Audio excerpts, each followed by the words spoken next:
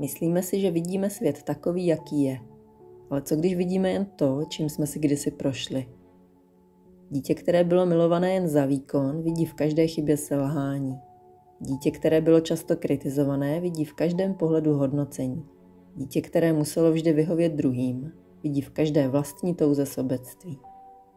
Svět, který vidíme, není světem, který existuje, protože se na svět nedíváme svýma očima, ale svýma jizvama. Jizvy na duši nejsou vidět, ale určují, co vidíme my. Nepochází z přítomnosti, ale tvoří ji. Nejsou pravdou o světě, ale o naší minulosti. Až když své jizvy pochopíme, začneme vidět jasněji. Až když je přijmeme, začneme přijímat a respektovat sami sebe. Až když je zahojíme, začneme být konečně svobodní. A tohle všechno zažijete v minikurzu zdarma Vystup ze stínu svého dětství. Pochopení, přijetí, hojení a proměnu toho, jak vidíte sebe a svět.